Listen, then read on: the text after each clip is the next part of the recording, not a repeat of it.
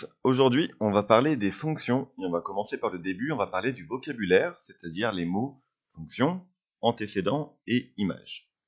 Donc un petit contexte ici, on nous dit que dans un jeu vidéo, le joueur choisit le niveau de difficulté, ça va être un nombre entre 1 et 5. Plus le niveau choisi est élevé, et plus le méchant de fin a de vie. Et on nous dit qu'au niveau 1, le méchant aura 80 points de vie, au niveau 2, 100 points de vie, etc.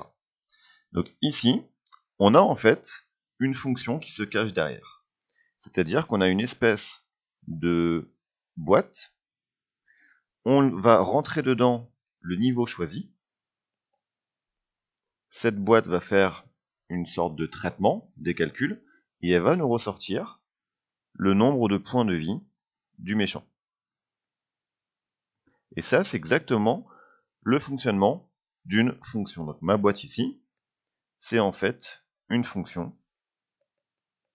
Alors c'est une boîte un petit peu noire, je ne sais pas exactement quels sont les calculs qui sont faits à l'intérieur. Pour le moment, je n'ai pas la formule, mais je sais que dans cette boîte, je vais rentrer un niveau, un nombre, et va me ressortir un nombre de points de vie. Les différents niveaux que je peux rentrer, ça va être les nombres 1, 2, 3, 4, 5.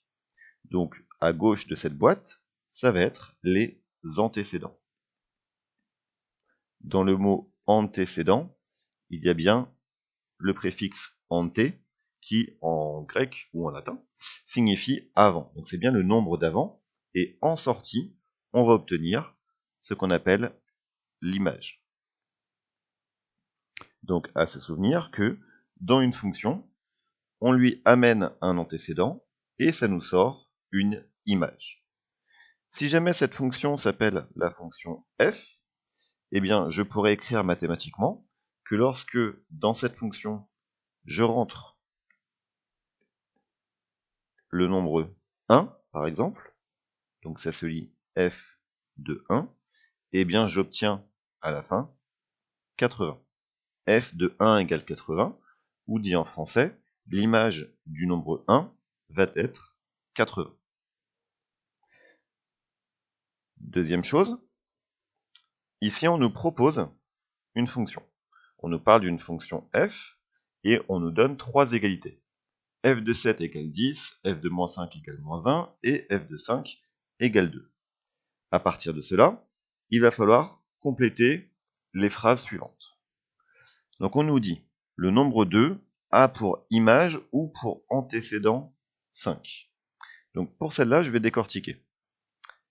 À partir de la phrase f de 5 égale 2, ici, que je vais mettre en vert, je vais pouvoir faire comme tout à l'heure, le petit diagramme, où j'ai une certaine fonction f, je lui rentre un nombre, et elle me sort un autre nombre.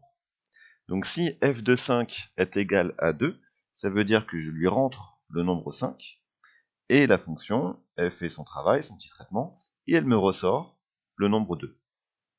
Donc 5 a ici le rôle de l'antécédent, c'est le nombre d'avant, et 2 aura le rôle d'image. Donc le nombre 2, qui est l'image, a pour antécédent le nombre 5. Après, on nous dit 2 est l'image de 5 ou 2 est l'antécédent de 5.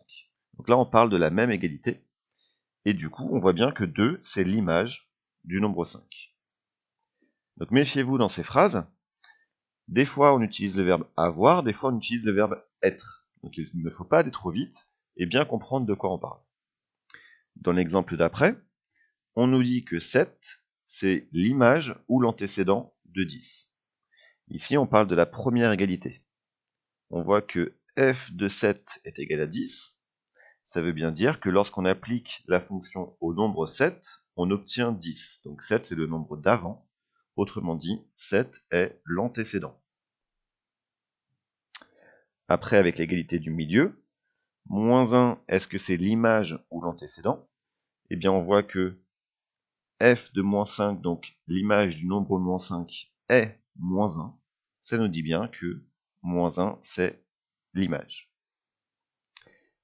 Et pour les deux derniers, moins 5 va avoir pour image moins 1, parce que moins 5 est ici l'antécédent, et 10, qui est l'image, a pour antécédent le nombre 7. Allez, dernière chose, ça va être le même principe, mais cette fois-ci la fonction nous est présentée non pas avec des égalités, mais sous la forme d'un tableau de valeurs. Donc sur la première ligne du tableau, on a différents antécédents, différentes valeurs de x, et sur la deuxième ligne, on a les images qui sont associées.